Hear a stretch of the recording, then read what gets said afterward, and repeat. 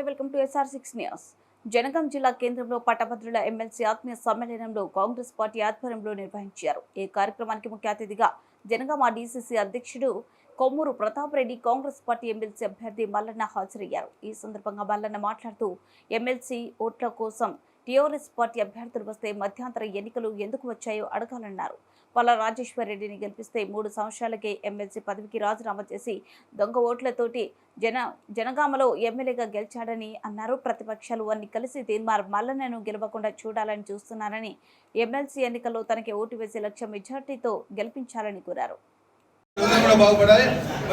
Congress party ముఖ్యమంత్రి రేవంత్ రెడ్డి గారి నాయకత్వంలో ప్రజాపాలన జరుగుతుంది. ఒక నియంత్రణ పాలన పోయింది, ప్రజాపాలన జరుగుతుంది. అనేక అభివృద్ధి కార్యక్రమాలు జరుగుతున్నాయి. విద్యా విషయంలో కూడా, మరి స్కూళ్ళ విషయంలో కూడా అనేక అభివృద్ధి కార్యక్రమాలు మన ముఖ్యమంత్రి తీసుకొని ముందుకు పోతా ఉన్నాడు. మరి నేను కూడా మన ఎడ్యుకేషన్ విషయంలో ఎవరు కూడా రాజీ పడద్దు. ఎడ్యుకేషన్ విద్య మన పిల్లలకు మంచిగా అందించినప్పుడే, విద్యాబోధన సరిగ్గా చేసినప్పుడే మన దేశం బాగుపడుతుంది, మన ప్రాంతం బాగుపడుతుంది, మన కుటుంబాలు బాగుపడతాయి.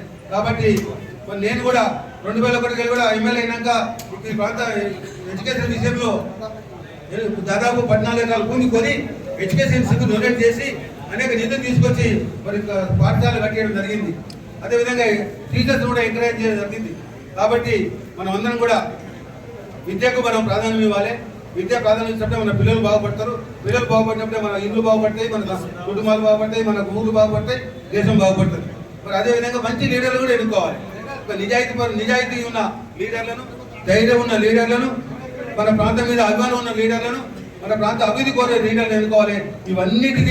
ఇవన్నీ కూడా మన మల్లన్న గారికి ఉన్నాయి. కాబట్టి వారు లక్ష్యం చేరేవారంటే వారి మన ఎమ్మెల్సీగా ఎన్నుకోవాలి. వారి మెజార్టీగా తప్పకుండా మీరు ఆల్రెడీ గెలిచినట్టే మల్లన్న గారికి. కానీ ఓవర్ కాన్ఫిడెన్స్ ఉండొద్దని చెప్తారు.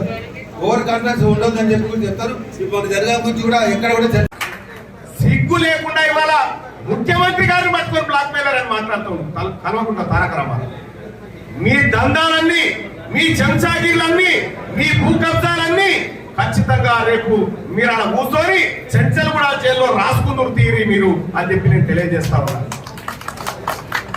ఈ పట్టభద్రుల ఎమ్మెల్సీ ఎన్నిక ఒక్క తీర్మార్ మల్లన్న, ఇప్పుడు అందరికీ తీర్మార్ మల్లన్నది. ఏదిరా అంటే తీర్మార్ మల్లన్న మంచిది కాదు. ఎట్లా అంటే ఏం మాట తెలియదు. ఎట్లా అంటే ఏం లేదు. 100 మంది బిడ్డలకు, నా బిడ్డలకు ఎవరు కావద్దని 100 మంది బిడ్డలకు ఆపరేషన్ చేయించిన తీర్మార్ మల్లన్న చెడ్డోడా? ఇదే జనగామ, ఇదే ప్రాంతం నుంచి ఓ యాదవుల బిడ్డను అమెరికాలో చదివిపిస్తామని అడిగారు తీర్మార్ మల్లన్న చెడ్డోడా? ఇదే ఉమ్మడి నల్గొండ జిల్లా నుంచి MBBS సాధించినటువంటి ముస్లింల పిల్లలు, తల్లిదండ్రులు లేని పిల్లలు తీసుకొచ్చి MBBS చదివిస్తున్న తీర్మార్ మల్లన్న చెడ్డోడా? నీ మొత్తానికైనా నీ పని చేసుకొచ్చినావా? ఒక్కసారి నా క్యూనిస్ ఆఫీస్కి వచ్చి చూడు, ఈ ఉన్నంత మంది ఉంటారు రోజు పొద్దుగల.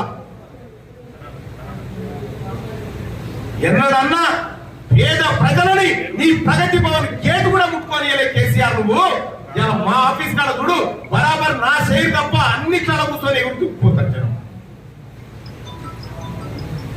తీర్మార్ వలన ఎవరు గెలిచినా పర్వాలేదు, తీర్మార్ వలన గెలిస్తే కష్టం అనేది వస్తే తంతడే. ఎట్టి పరిస్థితిలో వదిలిపెట్టాం. కల్వకుంట్ల చంద్రశేఖరరావు, నువ్వు పల్లా రాజేశ్వర్ రెడ్డి, నువ్వు మీ ఇద్దరు ఊచలు లెక్క పెట్టక తప్పది. నీ పదవి కాలం ఎక్కువ రోజులు ఉండని పల్లా రాజేశ్వర్ రెడ్డి, నువ్వు అడ్డంగా దొరికిపోయే దొంగ. మా ప్రతాప్ అన్న హైకోర్టులో రిట్ చేసిండు.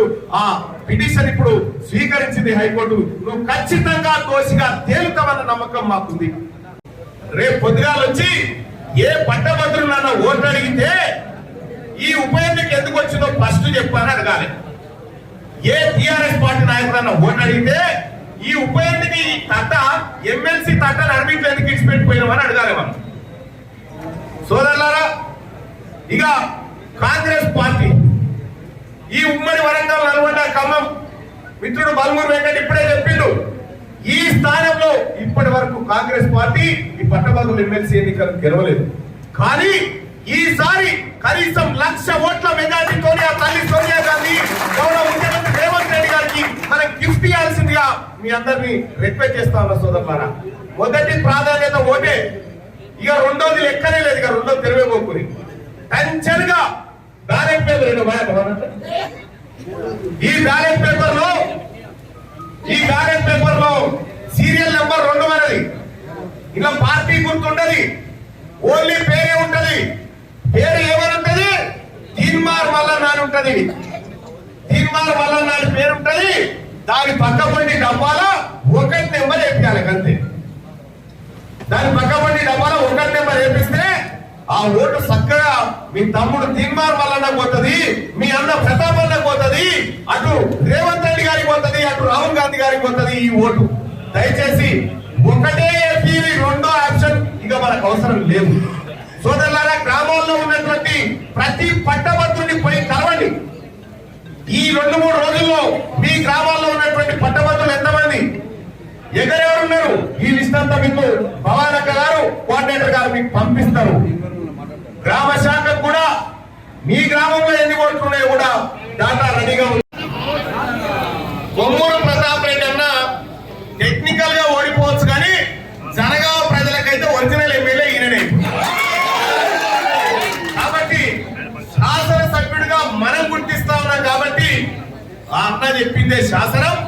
12,000 ఓట్లకు తగ్గకుండా కాంగ్రెస్ పార్టీని గెలిపించి ఇక్కడి నుంచి పంపిస్తే పల్లా రాజేశ్వర్ రెడ్డి ముఖం గిత్తంత కావాలి కదా పొద్దుగా. ఆ రకంగా పనిచేయాల్సిందిగా మీ అందరూ రిక్వెస్ట్ చేస్తా ఉన్నారు. సోదరులారా, ఎందుకు అవసరం? ఇదే జనగామ జిల్లాకు ఇదే ప్రతాప్ రెడ్డి అన్న వీళ్ళంతా కలిసి తపాసుపల్లి రిజర్వాయర్ తెచ్చి ఇక్కడ ప్రాంతాన్ని సస్యశ్యామలం చేస్తే ఈ పల్లా రాజేశ్వర్ రెడ్డి హరీష్ రావుతో సోపతి వంటి వెనుకకు గుట్టలు తవ్వి సిద్దిపేటకి ఎత్తుకొని పోయిన నీళ్లు. అవునా కాదా? మరి జనగామ కొట్టే మట్టి కొట్టినటువంటి వీళ్లకు కనీసం ఓటు అడిగే అర్హత ఉందా అని అడుగుతా ఉన్నా.